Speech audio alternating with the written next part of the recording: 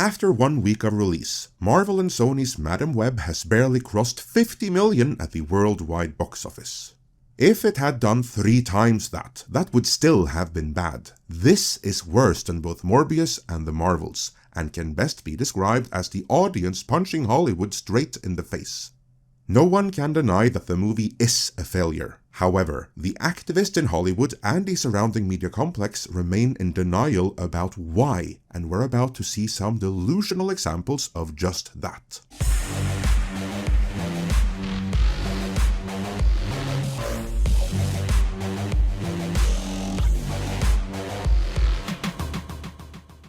Before we get to the utterly insane reactions to Madam Web tanking this bad, let's begin with this postmortem, if you will, from industry publication The Hollywood Reporter. Inside Sony's Madam Web collapse, forget about a new franchise. The flop is wiping out an entire plan for a new movie series, as the studio becomes the latest superhero studio in need of a pivot. They write, "The trailer buzz was worrisome, advance ticket sales anemic." Keep that in mind, because it's going to be important later on. Then last week, the critic reviews for Madam Web were posted, and they stung deepest of all. Sony's Spider-Man spin-off received the lowest average Rotten Tomatoes score at 13% of any major superhero film in nearly a decade. On Wednesday night, you could actually watch advance purchase sales declining in real time as buyers were refunding their tickets, marvels a major theatrical chain executive. It really says something when you'd rather have Shazam 2 numbers. Like DC and the once unstoppable Marvel, Sony is now finding itself under the gun to re-evaluate how it makes comic book movies. And rightfully so, I might add. They did this to themselves, and they have no one else to blame for proceeding with Amy Pascal's folly, which is all this movie ever was. Sony's previous Spider-Man Universe movie, 2022's Morbius, was a critical bust and much maligned by fanboys online, but it at least managed to earn 170 million worldwide. There's no such hope for Madam Web. Yeah, no denying this is a flop. This will be lucky to get anywhere close to even 150 million worldwide, but we now get into the meat of the story. Plus, the feature's collapse doesn't just impact this film, but a new potential franchise led by star Dakota Johnson that Sony had hoped to spin out. The film introduced a trio of supporting characters. It set up a future in which the 3 could have become a team of Spider-Women under the guiding eye of Johnson's Cassie Webb. And that, of course, is exactly right. This movie was setting up a franchise around Madam Web and her Spider-Women, plucked from the absolute bottom of the barrel that the entire Spider-Man license has to offer. But about the future prospects of this wannabe Spider-Man free Spider-Man spin-off franchise, The Hollywood Reporter then says, now that's not going to happen. Do you promise? I'm gonna hold you to that, Hollywood Reporter. In a normal situation, of course, there's no way you'd press forward after a flop like this. But if Hollywood has shown us anything in the last 5 years, it is that normal business logic just doesn't apply. If it did, entertainment would never have gotten to the point where we are right now in the first place. The article continues. We're not going to see another Madam Web movie for another decade plus, quipped one industry veteran. It failed. Sony tried to make a movie that was a different type of superhero movie. It may technically be true that they tried to do something different, seeing as some version of this movie has been in development for 10 years. Problem is, by the time it was released, it was but another female-centric girl boss movie, and where comic book movies are concerned, those are now the rule, not the exception. So that's the entire selling point as something unique gone right there. We've all seen this a million times before by now.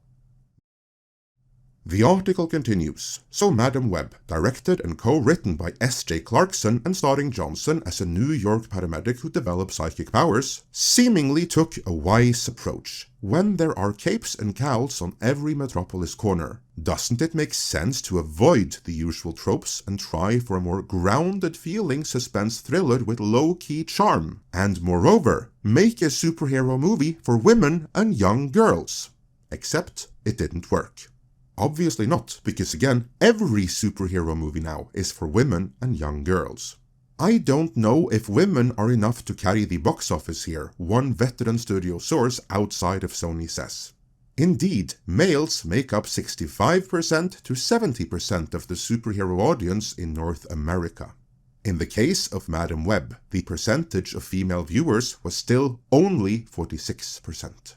And that's after they blew 65% of the promotional budget appealing exclusively to young women, which in turn means that most of that was flushed down the drain.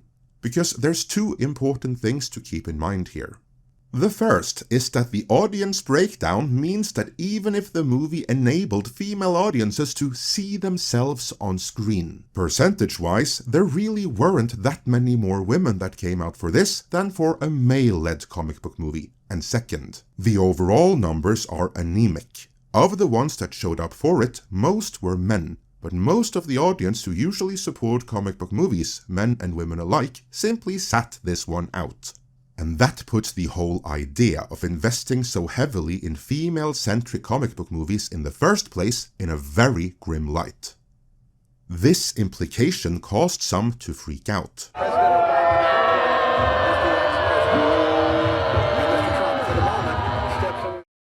Podcaster Taylor Robinson shared this snippet from The Hollywood Reporter on X, saying, "I literally said in my review that studios are absolutely going to learn the wrong lesson from Madam Web's box office reception, like they always do when something doesn't work, and blame the main cast and characters being mostly women. I knew it." Well, there's obviously more that goes into it, but after the back-to-back failures of both Madam Web, The Marvels, and if we extend to Disney+, Echo, Secret Invasion, and Ms. Marvel. That obviously is a factor now, isn't it? But leave it to Scott Mendelsohn, once the studio representative in Forbes, to do just that, which he did by re-Xing this, saying, "What's especially ghoulish about the failure of Madam Web being blamed on lady superhero movies don't work is that there are no costumed lady superheroes in Madam Web. It's the prequel to the actual female superhero movie general audiences came to see." What Mendelsohn appears to be suggesting here is that if the movie had more of the female Spider-Man rip-offs more prominently featured in the movie, it would have been a hit. But it didn't, so it wasn't. That has got to be one of the most delusional takes I've seen. The problem with that excuse, of course, is that while these bottom-of-the-barrel Spider-Women weren't in the movie outside of future flashbacks, or flash-forwards, I guess, they were prominently featured in the trailer. And as we saw in The Hollywood Reporter earlier, and I asked you to remember, the movie was doomed from the moment the trailer dropped. The very trailer featuring these bottom-of-the-barrel Spider-Women.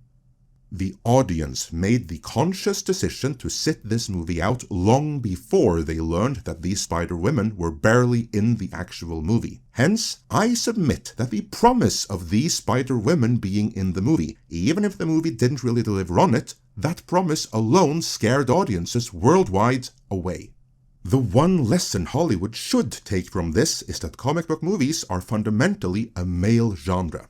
That doesn't mean you can't have female characters in them, and it doesn't mean you can't have the occasional female-led movie. But it does mean that the only thing you'll achieve by going all female-centric all the time is eroding the audience in its entirety. Random women who weren't going to comic book movies before aren't going to go even if you stick a chick in them and make her gay. The women who used to go for the heroic and good-looking men will stop going, and the dudes who used to bring their girlfriends, well, some of them still might go, because this is still a boys' brand. They just won't enjoy it, and will gradually check out too. That is the lesson that Hollywood should take away from this, and no matter how much some may protest, it is the right lesson to take away. Let me know your thoughts on this in the comments.